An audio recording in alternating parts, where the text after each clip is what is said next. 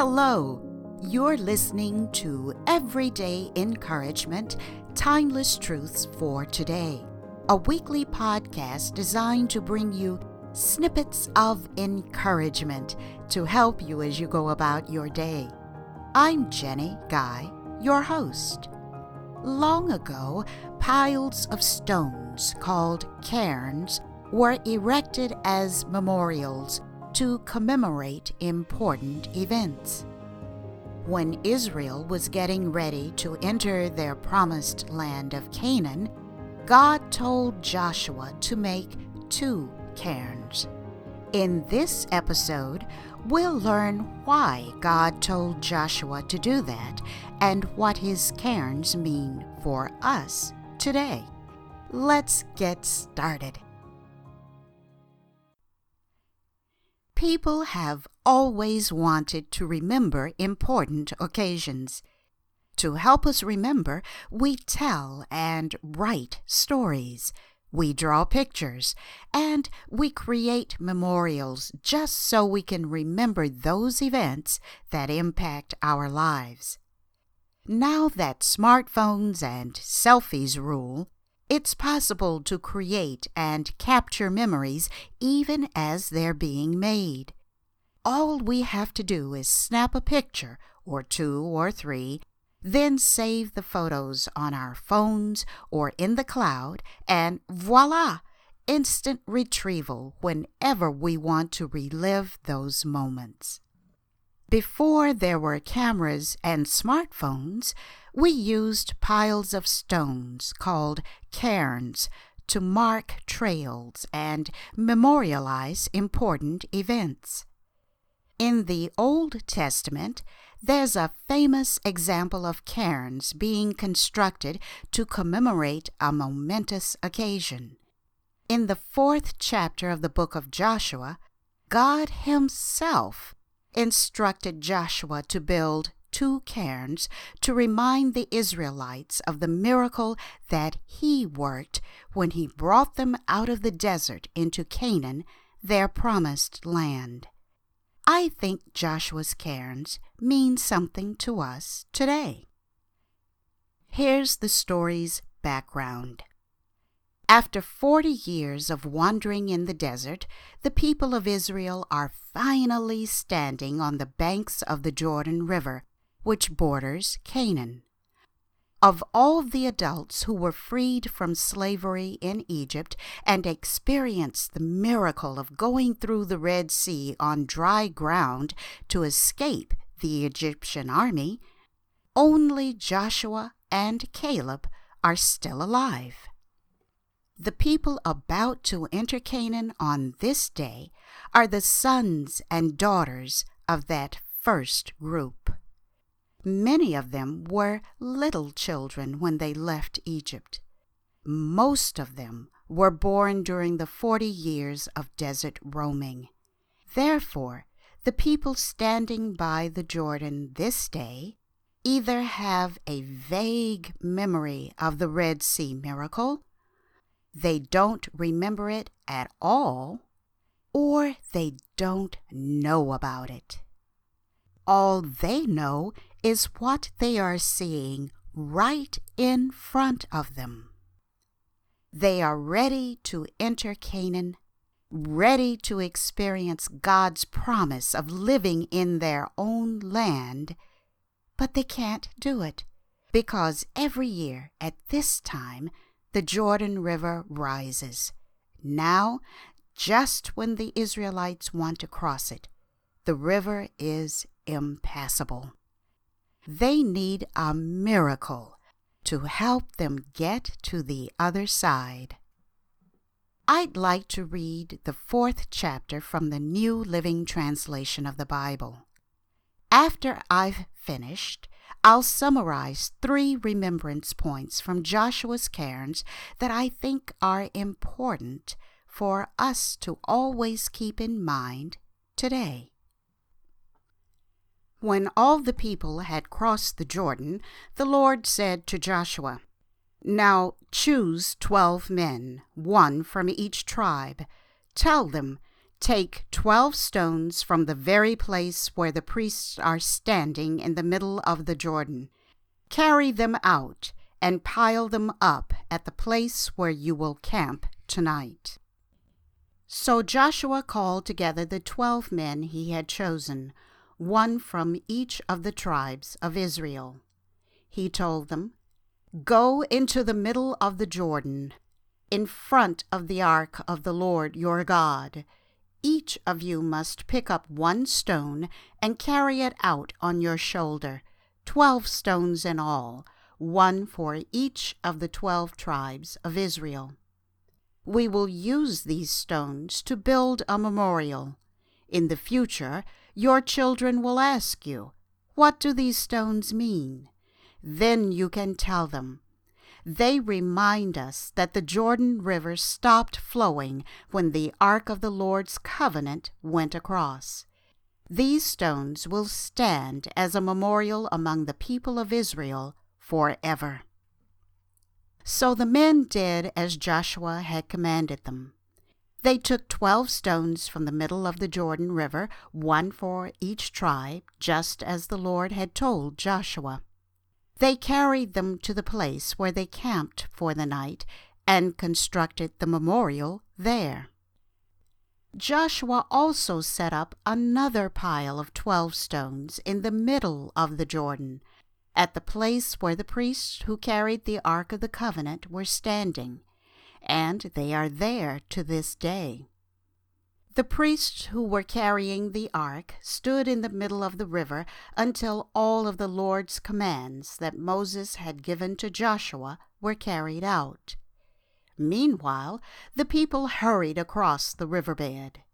And when everyone was safely on the other side, the priests crossed over with the ark of the Lord as the people watched.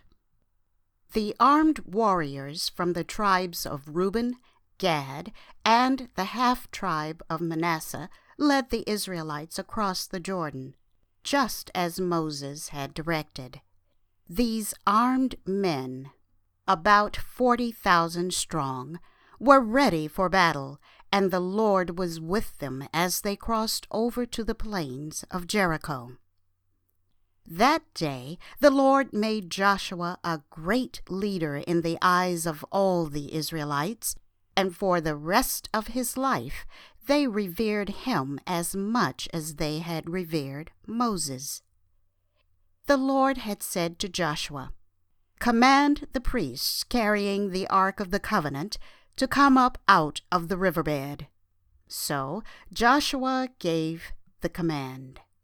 As soon as the priests carrying the Ark of the Lord's covenant came up out of the riverbed, and their feet were on high ground, the water of the Jordan returned, and overflowed its banks as before. The people crossed the Jordan on the 10th day of the first month. Then they camped at Gilgal, just east of Jericho.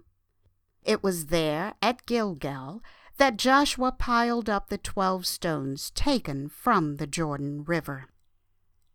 Then Joshua said to the Israelites, "In the future your children will ask, 'What do these stones mean?' Then you can tell them, 'This is where the Israelites crossed the Jordan on dry ground.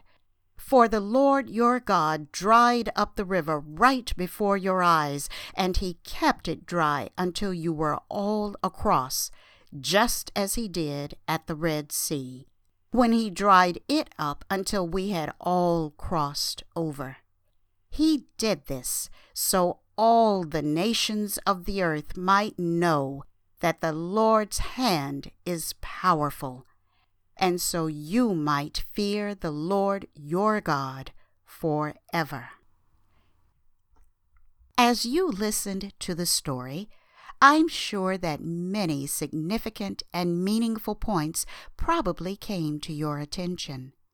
Here are the ones that stand out to me. First, Joshua built 2 cairns, one in the water, in the middle of the Jordan River, and the other on the land at the Israelites' camp in Gilgal. Remember the double function of cairns I mentioned earlier as trail markers and memorials? Well, Joshua's cairns served this twofold purpose as well. They showed the way that the Israelites had come, that is, through the waters of the Jordan River at a time when it was impossible to cross it. And they reminded the people that God had been with them and had worked a miracle for them. As I consider the path that Joshua's cairns marked and look for a meaning that applies to us today, I think that God is telling us that sometimes, many times, the path to our goals will be difficult. In fact, the obstacles and challenges on our path may even make walking it seem impossible. But God wants us to remember that He is right there with us on the trail, helping us to walk it, helping us to reach our goals. As long as we stay on the path and follow Him, He will do whatever is necessary to help us. All He asks of us is to obey Him and follow Him. Second, the people had to act before the miracle occurred. In this instance, it was the action of the priests that triggered the miracle. The priests were told to step into the river ahead of the people. They had to go first because they were carrying the Ark of the Lord. The Ark symbolized God's presence, and it led the way for the people of Israel wherever they went. This time, God was telling His people that He wanted them to go through this seemingly impossible roadblock. As soon as the priests stepped off the banks and into the river, the waters receded. This says to me that after we have received instructions from God, then we should take that first step to show God that we believe and have faith in Him. When we've done our part, we can expect God to do His. Third, because the people didn't remember or hadn't experienced the Red Sea miracle, Joshua told them about it. He was reminding them that the God who freed their parents from slavery in Egypt, the God who made a path through the Red Sea for them to walk on and escape their enemies, was the very same God who was with them now on the day they needed to cross the Jordan River. God hadn't changed during all those years in the desert. What He was willing to do for one group of people, He was willing and able to do for another. Well, there you have it. These 3 points are my memory stones from this story. We may not have actual stones to place in our yards to make a cairn, but we can always turn to Joshua whenever we need encouragement and read about his cairns. They should encourage us to remember God and to look for and expect His help as we walk our paths.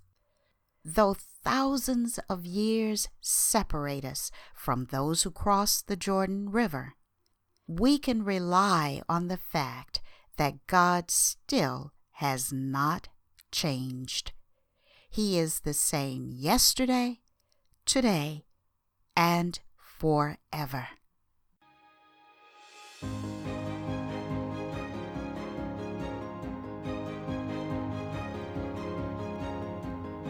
I hope you heard something today that has encouraged you and possibly given you something new to think about that will motivate or inspire you. If you would like a PDF copy of the show notes for this episode of Everyday Encouragement, Timeless Truths for Today, visit my website at jguypublisher.com. New episodes are published each week on Wednesday. I hope you'll join me for another installment of Everyday Encouragement, Timeless Truths for Today. Well, that's it for now. Until next time, be encouraged.